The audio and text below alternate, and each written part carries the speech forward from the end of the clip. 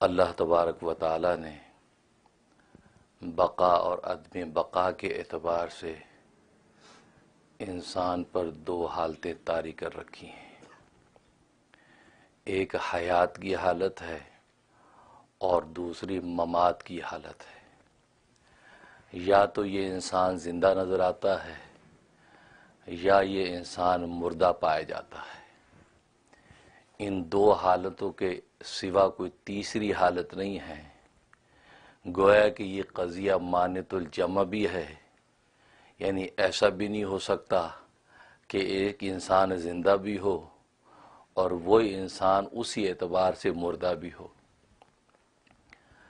اور یہ قضیہ مانت القلوب بھی ہے کہ ایسا نہیں ہو سکتا کہ ایک انسان زندہ بھی نہ ہو اور اسی اعتبار سے وہ انسان مردہ بھی نہ ہو۔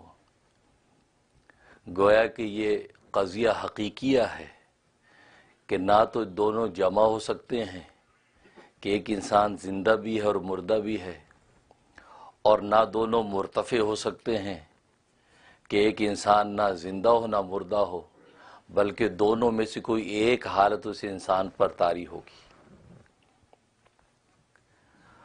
اور پھر اللہ تبارک و تعالی نے ان دونوں میں سے ہر ایک کی دو قسمیں رکھی ہیں۔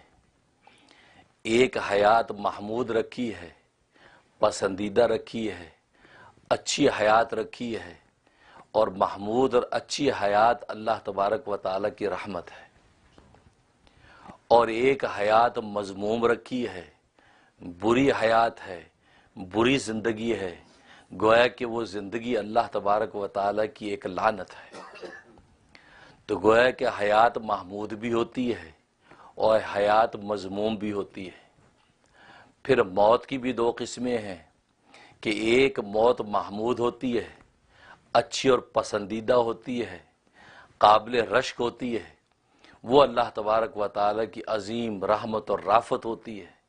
اور ایک موت لعنت ہے، مذموم ہے، بری ہے، گویا کہ وہ نشان عبرت ہے۔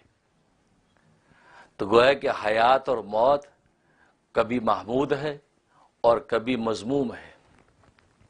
اور عقل و دانش کی دنیا میں حیات اسے کہتے ہیں کہ جب جسم اور روح آپس میں متصل رہتے ہیں، ان دونوں کا آپس میں اتصال رہتا ہے، تو گویا کہ یہ انسان زندہ ہے۔